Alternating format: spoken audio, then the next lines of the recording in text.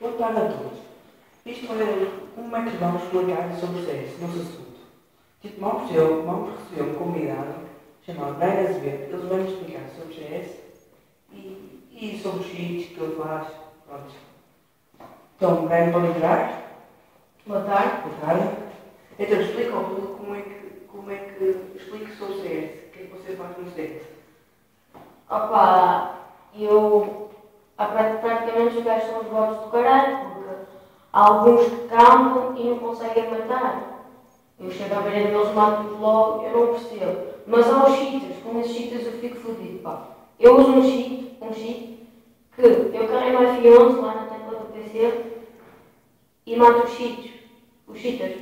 E depois faço isso até eles irem embora. Mas aos outros jogadores que estão sem cheats não faz nada. Só uso isso para proteger as pessoas e isso.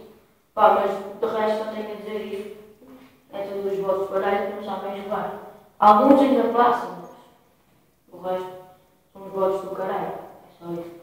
E como é que você faz a tática de equipa? Você com os seus amigos, com os outros? Tipo o seu clã, está a ver? Sim. Como é que vocês fazem estratégia para matar os outros? Falam ao micro? Falamos pelo micro e, por exemplo, quando vai sempre dois juntos, um por cada lado. Por exemplo, no mapa da C2, não sei se vocês conhecem, vai as escadas, um pelo túnel e outros pelo longo. Dois sempre. Quando como dizem, não sei, quando os dois que estão juntos morrem, essas pessoas que morreram dizem pelo microfone onde é que estão os outros. Assim, a equipa toda junta, aí já vai toda junta, vai lá para matar. E é essa a estratégia que nós usamos. E isso não pode ser uma das estratégias? Forem todos juntos, ou os amigos morreram, os terroristas podem plantar a bomba. Depende, porque eles vêm quase sempre escadas nesse mapa. Mas nós sempre utilizamos esta estratégia e hoje estamos em segundo lugar na equipa de Portugal. E quando eles plantam a bomba, como é que vocês conseguem usar mais rápido?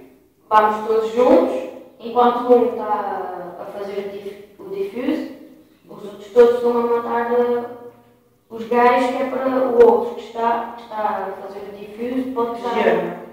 Estão a proteger, que ele assim pode fazer o defuse e assim ganhamos. Ok, muito obrigado, Brian, por ter vindo. Então, obrigado.